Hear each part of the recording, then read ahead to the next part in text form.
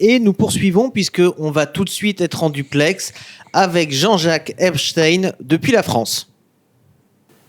Docteur Jean-Jacques Epstein, bonsoir. Bonsoir. C'est un grand plaisir que de te retrouver sur Tandem. On est là, à ton écoute, prêt à répondre à toutes les questions, à ce que tu peux entendre, toi qui discutes beaucoup et qui entends beaucoup de critiques sur la situation, sur ce qui se passe en ce moment en Israël et dans Gaza. Donc j'ai envie tout de suite de te laisser la parole pour savoir qu'est-ce qu'on dit en France de ce qui se passe ici. Alors, le thème que j'aurais voulu aborder ce soir, on va commencer par un peu le grand basculement. C'est à partir de ce moment-là où les gens ont commencé un peu à se poser des questions sur le vrai côté victimaire d'Israël, c'est la guerre des 6 jours.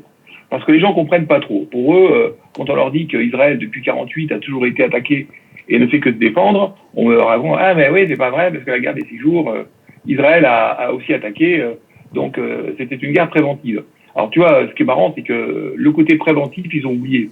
C'était une guerre. Donc, j'avais voulu voir un peu avec vous comment expliquer un peu cette notion de guerre préventive et comment répondre un peu à ces personnes qui sont très sûres d'elles en disant qu'Israël, tout compte fait, c'est un grand méchant parce qu'ils ont tapé sur toutes les nations arabes en 67.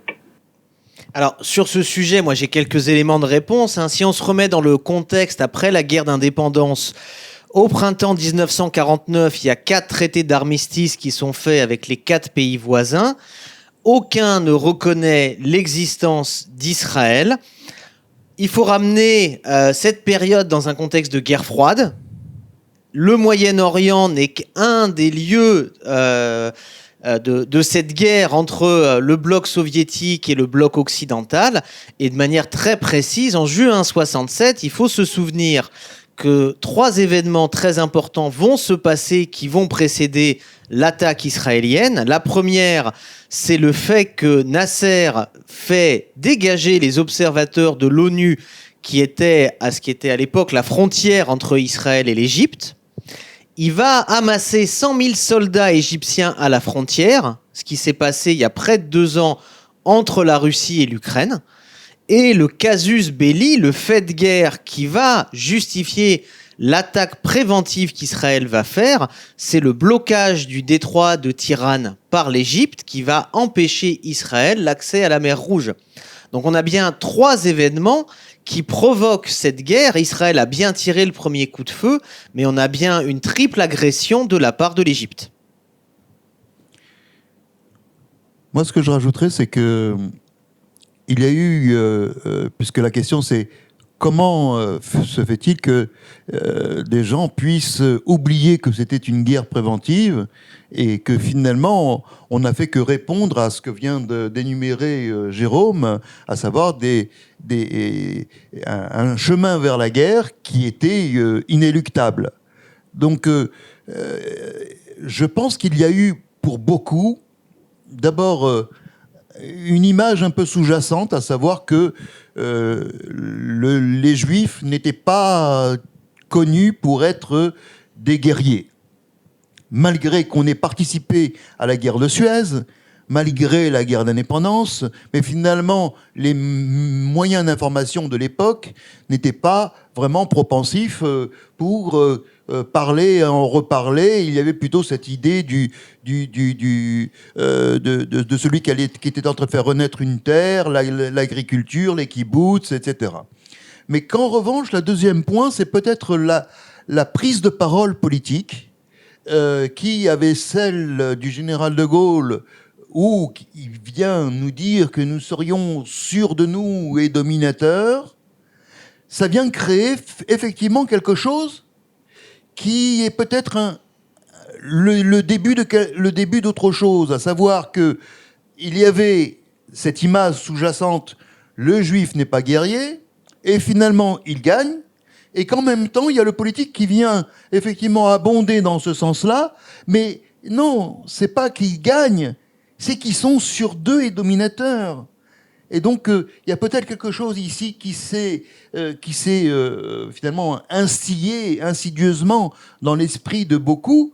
Je rappelle que l'époque, c'était l'époque où toutes les révolutions étaient permises. Ça a commencé par le situationnisme en France, mais ça s'est poursuivi avec les happenings, avec le mouvement de libération, les droits civiques aux États-Unis, et puis en même temps, par la volonté affichée des soviétiques de vouloir prendre la main sur la communication, sur la propagande, et Yasser Arafat en est le produit, de vouloir effectivement se servir de tout ce qui pouvait être susceptible de faire basculer un pays ou un autre dans le camp du bloc de l'Est. Très bien, parfait. Pour moi, de toute façon, il me semble, j'avais lu aussi que les Israéliens, qui étaient très malins, avaient provoqué une réaction de l'armée égyptienne, il me semble, et que quelque part, en traversant une zone, et à ce moment-là, on a pu même dire que c'était les Égyptiens qui avaient tiré les premiers, non pas les Israéliens. Enfin bon, voilà, je trouve que quand tu lis un peu la littérature à ce niveau-là, tu te rends compte quand même que ça a été une période quand même qui était effectivement très difficile, mais que les Israéliens ont quand même parfaitement bien joué le coup, quoi. Donc, voilà. Alors maintenant, oui. Oui, et d'ailleurs, juste un petit mot pour aller dans ton sens. C'est très étrange. On a oublié le mot préventive à la guerre qu'a menée Israël, mais non, on a oublié aussi Lévi Eshkol qui va proposer donc de se retirer des territoires, donc de manière complètement unilatérale. Et on va lui répondre non. Les 3 noms de Khartoum. Donc, ça aussi, les gens ont oublié. Donc, il y a quelque chose, effectivement, qui s'est... Non, mais de toute façon, là, ils ont la mémoire courte. Et moi, je me souviens, quand j'étais gamin, tous les mois de juin, les informations reparler la guerre des 6 jours pour... déjà, c'est très bien que la stratégie qui a été mise au point par Moshe Dayan est étudiée dans les écoles de guerre comme étant un modèle du genre. Bon, voilà. Aujourd'hui, on ne va pas parler que de la guerre des 6 jours, quoique j'aimerais bien, parce que c'est quelque chose quand même de très agréable. Enfin, très agréable. La guerre, c'est jamais agréable. Et disons, la manière dont ça s'est passé est quand même assez maligne. Alors, l'autre truc que j'entends aussi, c'est l'esprit un peu, je vais pas dire complotiste, mais disons qui est un peu dans l'air du temps, qui est relayé par les réseaux sociaux, et qui se fonde sur un constat simple. C'est que Israël, qui est quand même à la réputation dans les services secrets, ont la réputation d'être quand même absolument inattaquables, et qui voient tout, ils sentent tout, ils connaissent tout. Alors ça s'appuie également grâce à la série Fouda, où on montre un peu les services secrets qui sont quand même très triomphants et très malins. Comment Israël a pu se laisser avoir et se laisser surprendre par cette attaque de 7 octobre. Et forcément, j'entends d'ici ou là, à qui profite le crime. Est-ce que c'est pas quelque chose... J'ai entendu ça, on l'a entendu à Pearl-Harbor, on l'a entendu... Enfin, moi, je l'ai pas entendu à Pearl-Harbor, je n'étais pas né. Mais je l'ai entendu également après le 11 septembre, on l'a entendu après le 13 novembre en France, donc après l'attentat du Bataclan, où les gens racontaient, mais de toute façon, on savait très bien qu'il y avait des terroristes qui traînaient en France, et que tout compte fait, ça arrangeait bien tout le monde, cette histoire. Alors, c'est une question qui est un peu provocatrice, et ça me dérange même de la poser, mais quand même, c'est est-ce que ce qui s'est passé, ça profite à Netanyahou? Est-ce qu'il y a en dessous une raison cachée qui peut permettre d'expliquer pourquoi éventuellement les services secrets israéliens, qui auraient été prévenus d'après ce que raconte un peu la radio Twitter, et qu'ils ont laissé faire?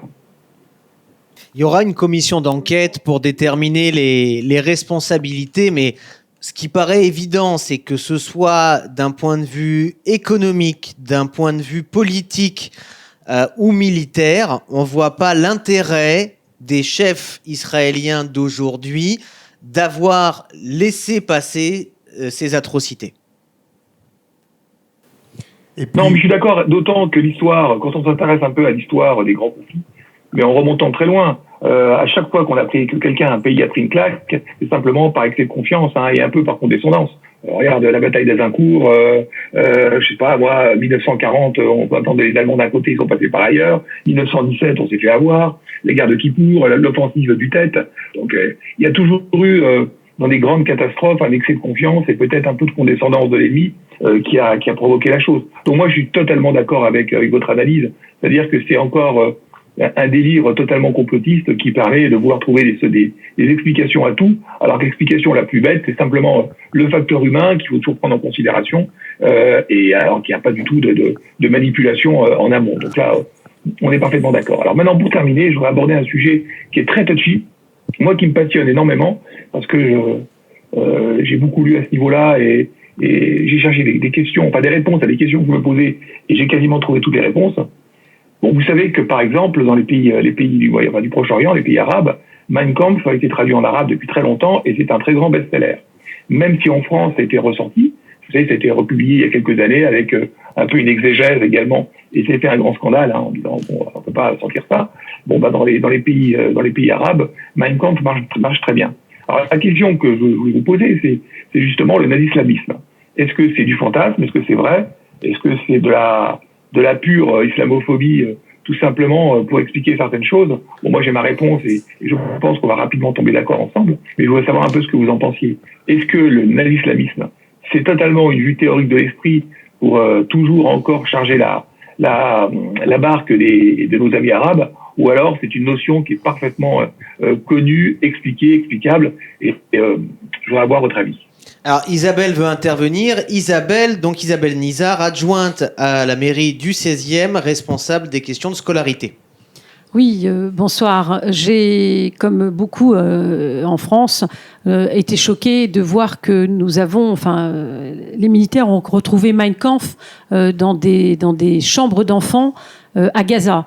Donc, c'est à quel point je me rends compte à quel point les enfants sont biberonnés, justement, probablement aux nazis-islamistes. Et c'est un mot qui est un peu compliqué, je crois, aujourd'hui, puisque j'étais bloquée sur un réseau social parce que j'avais employé le mot nazi-islamiste. Mais ce mot, je pense qu'il est tout à fait d'actualité aujourd'hui. Et malheureusement, il représente exactement ce qui s'est passé et ce qui se passe actuellement. Et moi, l'idée juste qu'un enfant puisse lire le Mein Kampf, ça me dérange énormément. Et effectivement, et de me dire qu'aujourd'hui, c'est la première chose qu'on peut offrir à un enfant, je trouve ça complètement désolant. Et je pense qu'on part vraiment sur on voit à quel point tous ces enfants grandissent avec cette haine. Et donc avec ce livre qui est quand même aujourd'hui qu'on ne peut pas imaginer, même pas. Enfin moi adulte, je sais que j'aurais même du mal de l'avoir sur ma table de nuit. Avi, tu voulais rajouter un mot sur cette question? Oui, d'abord historiquement, le Moufti de Jérusalem, le Sherlal al-Husseini, dont Yasser Arafat est un parent éloigné, pas son petit neveu, mais un parent éloigné, puisqu'il s'appelle aussi Husseini. Le Moufti le cher Moufti de Jérusalem, Husseini, a passé son temps, pratiquement tout le temps de la guerre, auprès d'Hitler, et avait créé donc une brigade d'Arabes, puisqu'à l'époque ils ne se prétendaient pas palestiniens, une brigade arabe nazie. Et donc cette proximité avec le nazisme est déjà une réalité historique. J'allais rajouter que nombre de pays arabes aux alentours ont été des refuges pour des nazis en fonction. Et je pense à la Syrie, bien entendu, je pense à l'Irak, mais je pense aussi, bien sûr, à l'Égypte. Donc on a eu effectivement une présence et physiquement nazie, mais en même temps dans le climat. Le site Memri, qui s'occupe justement d'être observateur de l'information, de tout ce qui se passe dans le monde arabe, Memri, nous a révélé ce que les jeunes, au travers de bandes dessinées ou dans les manuels scolaires, étaient capables de mettre en scène avec des enfants âgés de 6 ans, habillés en uniforme nazi, en train de frapper quelqu'un qui était manifestement juif parce qu'il avait des paillotes autour de sa tête. Donc on a cette présence, cette collusion entre nazisme et sinon islam, en tous les cas ce monde arabo-musulman là, qui est une vraie réalité. Je vais même aller plus loin parce qu'on avait échangé auparavant sur cette question-là. Et c'est vrai que dans la mémoire collective, on pense beaucoup au Brésil ou à l'Argentine qui ont accueilli des nazis après la guerre. Et je dirais les figures les plus connues, on a oublié que énormément, des milliers de nazis ont été accueillis en Irak, en Syrie et surtout en Égypte à la fin des années 40. Plusieurs cas qui méritent d'être soulevés. Il y a Johann von Leers, qui a été un grand membre actif du NSDAP, qui était un proche collaborateur de Goebbels, qui a organisé toute une partie des forces sécuritaires en Égypte, qui a notamment été très proche donc, de l'ancien moufti de Jérusalem. On a également Joachim Daumling, qui était un des chefs de la Gestapo, qui a organisé le service d'information et a entraîné les Fédayines palestiniens. Donc on a ces membres qui étaient très présents et clairement qui ont démarré la propagation intensive des méthodes nazies mélangées avec l'islam radical. Et d'ailleurs... J'irais même au-delà parce que, alors là pour l'instant c'est une chose, il y a deux thèses.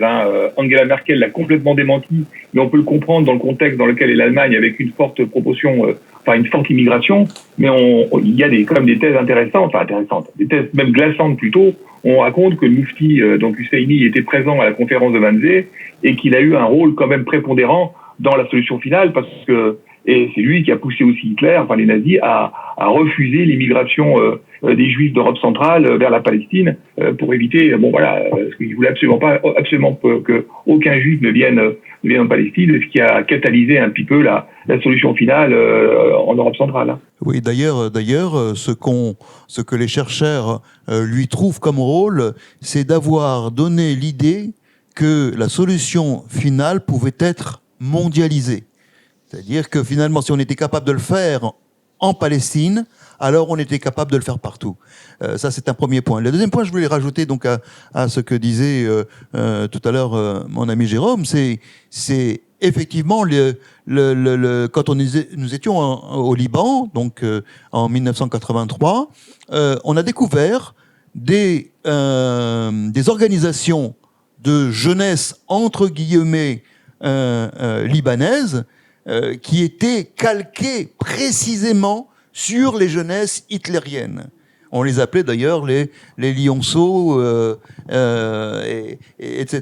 Et donc finalement, on voyait même que dans la manière de les conditionner, la patte de certains des conseillers du père de Bachar al-Assad, Hafez al-Assad, dans cette organisation finalement des jeunesses libanaises, donc en guerre contre Israël. Donc oui, effectivement, il y a nombre de preuves qui montrent que le nazi-islamisme n'est pas qu'une lubie, mais une réalité.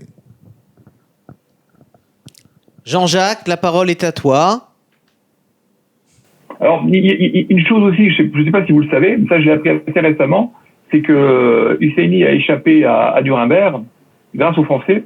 C'est les Français qui l'ont caché, qui l'ont récupéré, qui lui ont donné refuge donc à Paris, un peu ce qu'on a fait avec Khomeini également, et avec comme promesse d'essayer de calmer un peu l'agitation dans le Maghreb, notamment en Algérie. Vous savez, ça a vraiment bien marché cette histoire. Il y a des tas d'exemples. Himmler avait sous son bureau 2 bouquins. Il avait Mein Kampf et le Coran. Donc tout ça, si vous voulez, bout à bout, ça fait quand même un peu charge, pour chose un petit peu à charge. Et je me souviens d'une histoire qui est pas très agréable. C'est qu'un journaliste suisse a fait un article sur justement le nazi-islamisme en sortant, expliquant bien les relations très troubles et très amicales que Hitler avait avec Husseini. Il a été condamné pour incitation à la haine raciale. C'est-à-dire que c'est tellement sensible que si on commence un peu à aborder le sujet d'une manière... D'ailleurs, regardez, sur les télés françaises, il y a qu'une chaîne, c'est CNews, qui a un petit peu le courage d'en parler, mais parce qu'ailleurs, c'est impossible. On va tout de suite se faire taper dessus en disant « tu es un islamophobe, comment oses-tu dire ça? C'est pas possible, c'est n'importe quoi. Tu fais appel aux heures les plus sombres de blablabla. » Enfin bref, ils méditent le point de Godwin assez facilement. Alors qu'il suffit d'ouvrir des livres d'histoire et comprendre un peu quels sont les relations qui sont plus que troubles et très très fortes entre le nazisme et l'islamisme. Et Husseini, c'est un personnage quand même qui est dramatique. Vous savez que c'est comme à lui qu'on doit les massacres d'Hébron en 1929, et c'est lui qui a eu la bonne idée de transformer un affrontement nationaliste en affrontement purement religieux. C'est un personnage qui est comme excessivement sombre et qui est mort tranquillement dans son lit. Je crois qu'il est mort en 74. Donc voilà, alors que c'est vraiment la plus grosse des fripouilles qu'on a pu rencontrer dans ce conflit. Enfin bref, vous abordez des sujets que, je vous dis, je connais. Il y avait des Judenreferenten également qui ont réussi à s'échapper et qui ont fait totalement la propagande de Nasser en 67. Et puis, comme tu le dis, Géry également, effectivement, des anciens SS ont formé les premiers Fedaïm. Mais bon, le souci, c'est que nous, on le sait. Et je crois que c'est notre rôle aussi un peu, alors, sans faire preuve de volonté d'islamophobie plus violente que cela, mais au moins renseigner les gens en disant méfiez-vous. Mais bon, j'ai l'impression qu'en France actuellement, on a beau dire méfiez-vous, on a beau dire oulou. Enfin voilà, pour l'instant ça bouge pas vraiment dans ce sens. Et il y a encore eu 2-3 exemples ces jours-ci où il y a un négationnisme, mais qui est terrible, puisque maintenant on en est au stade où on remet en cause les attentats, les actes antisémites contre les juifs en France. On dit non, c'est pas vraiment des attentats, c'est des intentions. Enfin bon, bref, c'est en train de jouer avec les mots, mais on est en train de totalement, je peux dire faire disparaître, mais tout au moins atténuer vraiment ces constats de manière à surtout pas provoquer une agitation dans certaines cités pour éviter que ça explose. Tout à fait. Enfin, bref, c'est l'esprit munichois qui moi me glace. C'est vrai, et je vais conclure là-dessus en te remerciant pour le travail que tu fais, la parole que tu as et qui te permet donc de contrer ces arguments qui sont souvent basés sur des mythes, sur des théories du complot et par manque d'ignorance. On aurait besoin de plus de gens comme toi pour expliquer le réel de la situation, et au nom de toute l'équipe Tandem, te remercier chaleureusement et espérer te retrouver très vite avec nous sur l'antenne de Tandem TVA. Merci Jean-Jacques. Pas de problème, ce sera toujours avec le plus grand des bonheurs. Merci Jean-Jacques Epstein.